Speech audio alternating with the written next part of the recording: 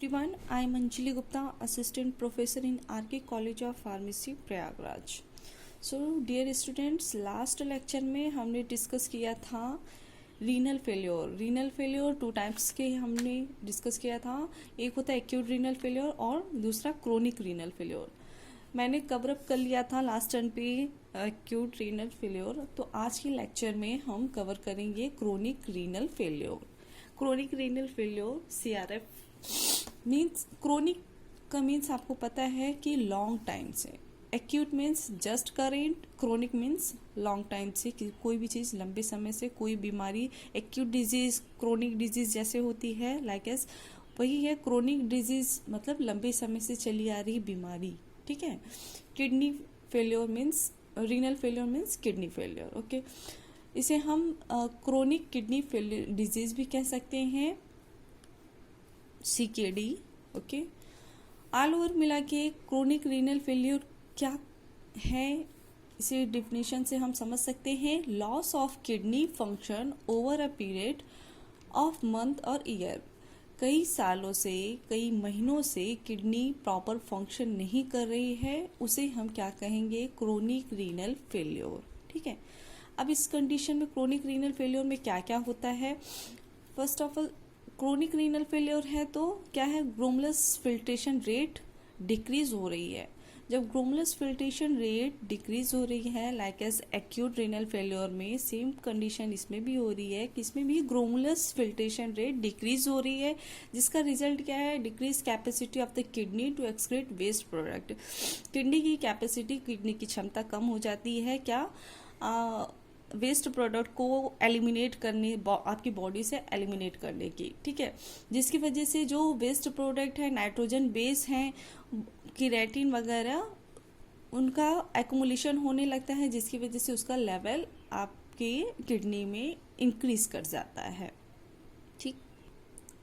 Chronic renal failure को हम उसके स्टेज के बिहाफ पे कैटेगराइज करते हैं। ठीक है। इस फर्स्ट स्टेज में क्या होता है, किडनी डैमेज होती है बट इसका जो नॉर्मल ग्लोमेरुलस फिल्ट्रेशन रेट होता है वो नॉर्मल होता है। ठीक है, मोर देन 90 ml पर मिनट होता है। लेकिन ये जो किडनी डैमेज हो रहा है स्टूडेंट्स, वो अदर ऑब्स्ट्रक्शंस की वजह से किडनी डैमेज हो रहा है। ठीक है, जिसमें ग्लोमेरुलस फिल्ट्रेशन रेट पे कोई इफेक्ट नहीं पड़ता है, उसका फिल्ट्रेशन रेट क्या होता है, 90 से ज़्यादा होता है, मोर देन 90 ml पर मिनट। वैसे जो स्टैंडर्ड ग्लोमेरुलस फिल्ट्रेशन होता है वो तो 120 ml पर मिनट होता है। तो यहाँ पे दिया हुआ है नॉर्मल ग्लोमेरुलस फिल्ट्रेशन रेट मतलब मोर देन 90 ml पर मिनट। ठीक है। स्टेज सेकंड की बात करें तो mild reduction in glomerulus filtration rate. Mild मतलब बहुत कम रिडक्शन होगा, किसमें, ग्लोमेरुलस फिल्ट्रेशन रेट में 60 to 89 ml पर मिनट होगा। स्टेज थर्ड की बात करें तो स्टेज थर्ड में क्या है कि इसे दो पार्ट में डिवाइड किया गया है, A and B। Stage A में क्या है, थर्ड के A में मॉडरेट रिडक्शन इन GFR 45 से 59 ml पर मिनट होगा। ठीक है, glomerulus filtration rate.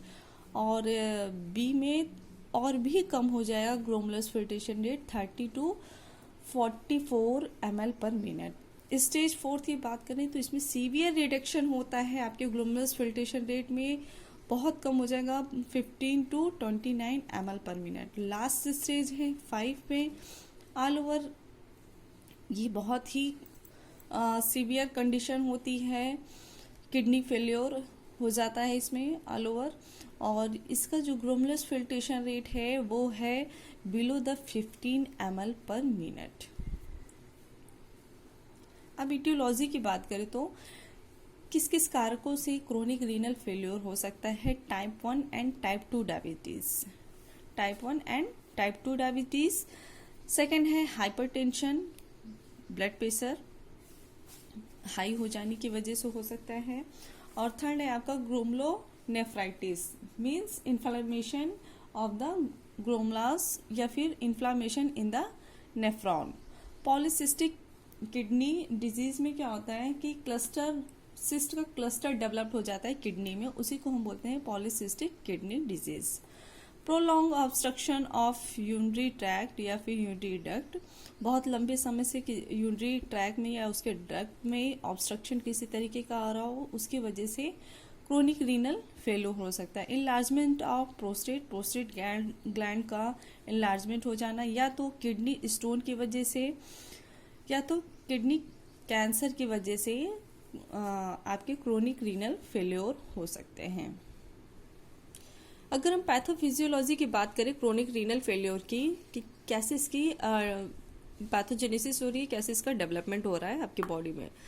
Suppose diabetes mellitus इसका क्या है, मेन कॉज है, ठीक है। मेन कॉज क्या है, डायबिटीज मेलाइटस है।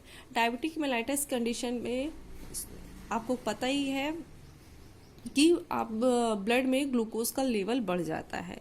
जब ब्लड में ग्लूकोज का लेवल बढ़ जाएगा तो क्या होगा कि ब्लड काफ़ी थिक हो जाएगा और क्या हो जाएगा, कंसंट्रेट हो जाएगा, थिक और कंसंट्रेट हो जाएगा, चिपचिपा हो जाएगा, जिसकी वजह से जो किडनी में फिल्ट्रेशन हो रहा था, फिल्ट्रेशन होने के लिए ब्लड का डाइल्यूट होना बहुत ज़रूरी होता है। अब जब कोई चीज़ थिक हो जाएगी, सपोज आप कोई बहुत डाइल्यूट चीज़ छान रहे हो, वो इजीली छन कर तो आ जाएगी, लेकिन अगर कोई चीज़ आप बहुत ही थिक, सपोज सीरा हो गया, आप उसे जब फिल्टर करोगे तो काफ़ी समय लेगा। तो सेम कंडीशन आपकी नेफ्रॉन के साथ भी होता है। नेफ्रॉन का काम क्या है, नेफ्रॉन में ही आपके बोमन्स कैप्सूल है, वही आपका फिल्ट्रेशन का काम करता है। जब डायबिटीज़ मेलाइटस हो जाता है तो ब्लड में ग्लूकोज का लेवल बढ़ जाता है। ब्लड में ग्लूकोज का लेवल बढ़ जाना मतलब ब्लड का थिक हो जाना और प्रॉपर फिल्ट्रेशन नहीं होना, जिसकी वजह से क्या होगा, आपका ग्लोमेरुलर फिल्ट्रेशन रेट कम होगा और आपका क्या होगा कि सीरम क्रिएटिनिन और नाइट्रोजन बेस का लेवल बढ़ जाएगा। क्यों बढ़ जाएगा, क्योंकि नेफ्रॉन जब ये फिल्टर नहीं करेगा तो नेफ्रॉन थोड़ा हार्ड हो जाएगा तो ये एलिमिनेट नहीं कर पाएगा क्या, creatinine and nitrogen. Then at last आपके क्या हो गया, रीनल फेल्योर, यूरिन का प्रोडक्शन भी कम करेगा, जिसकी वजह से रीनल फेल्योर हो जाएगा। ओके, साइन एंड सिम्टम की बात करें तो नोजिया एंड वोमिटिंग इनके साइन एंड सिम्टम है क्रोनिक रीनल फेल्योर के। Apatite loss, फैटिक and sleep problem, mental problem, muscles twitching and cramps, मतलब जब आयंस आपकी बॉडी से एक्सक्रीट आउट नहीं हो पा रहे हैं यूरिन के थ्रू, तो आपके सोडियम, कैल्शियम, इन सब आयंस के लेवल भी आपकी बॉडी में इंक्रीज हो जाएंगे, जिसकी वजह से ट्विस्टिंग एंड क्रैम्पिंग होता है। नाउ एट लास्ट कॉम्प्लिकेशन की क्या क्या कॉम्प्लिकेशन हो सकते हैं क्रोनिक रीनल फेल्योर की वजह से। फर्स्ट है आपके pulmonary oedema due to fluid accumulation, बहुत ज़्यादा फ्लूइड का एक्यूमुलेशन हो जाएगा। जब यूरिन का आउटपुट कम होगा, यूरिन आपकी बॉडी से कम एक्सक्रीट आउट होगी, तो पल्मोनरी वेन्स में आपके क्या होंगे, फ्लूइड का एक्यूमुलेशन हो जाएगा, फ्लूइड रिटेंशन हो जाएगा, उसी को हम बोल रहे हैं पल्मोनरी एडिमा। ठीक है, नेक्स्ट है आपका एनीमिया। एनीमिया को हम ऐसे समझ, ये आपकी नॉर्मल किडनी है, ठीक है, हेल्दी किडनी है, जिसमें क्या है, नॉर्मल ईपीओ क्या है, इरिथ्रोपोइटिन है, जो एक हार्मोन है और रिलीज होता है कहाँ से, किडनी से ये ईपीओ रिलीज होता है, इरिथ्रोपोइटिन हार्मोन रिलीज होता है, ठीक है, जिसका मेन फंक्शन होता है आपकी आरबीसी के प्रोडक्शन को प्रमोट करना, आरबीसी के प्रोडक्शन को इंक्रीज करना, कहाँ, बोन मैरो में, ठीक है। नॉर्मल ईपीओ में क्या होगा कि आरबीसी का प्रोडक्शन भी होगा, देखिए आरबीसी का प्रोडक्शन अच्छा खासा हो रहा है, तो आपके ऑल ओवर बॉडी में क्या होगा, ऑक्सीजन फुलफिलमेंट हो रही है, ऑक्सीजन का अमाउंट अच्छे से है। अगर आपकी किडनी डैमेज हो रही है, क्रोनिक रीनल फेल्योर हो रहा है, किसी भी कारण से किडनी डैमेज हो रही है, तो जो किडनी से रिलीज होने वाला ईपीओ है, इरिथ्रोपोइटिन हार्मोन है, वो कम अमाउंट में रिलीज होगा, इसका अमाउंट क्या हो जाएगा, डिक्रीज हो जाएगा। तो ईपीओ जब डिक्रीज हो जाएगा तो जो इसका फंक्शन है क्या, आरबीसी का प्रोडक्शन करना बोन मैरो में, तो आरबीसी के नंबर ऑफ आरबीसी भी डिक्रीज हो जाएंगे, जिससे कि O2 का भी डिक्रीज हो जाएगा आपकी बॉडी में, ऑक्सीजन कम अमाउंट में आपकी बॉडी में फ्लो होगी। तो इसकी वजह से क्या हो रहे हैं, एनीमिया हो रहे हैं, क्रोनिक रीनल फेल्योर की वजह से भी एनीमिया हो रहे हैं। सीवीएस डिसऑर्डर, कार्डियोवैस्कुलर डिसऑर्डर्स हो सकते हैं, जैसे कि सोडियम आउटपुट नहीं हो रहा है, सोडियम यूरिन के साथ बाहर नहीं हो रहा है, एक्सक्रीट आउट नहीं हो रहा है, तो जिसकी वजह से सोडियम का लेवल बढ़ जाएगा, तो आपके क्या होगा, डिपोलराइजेशन ज़्यादा हो गई तो हाइपरटेंशन की कंडीशन हो सकती है। बोन गेट वीकर, ऑस्टियोपोरोसिस की कंडीशन हो सकती है, हड्डियां कमजोर हो जाती हैं, decrease sex drive and erectile dysfunction and reduce fertility.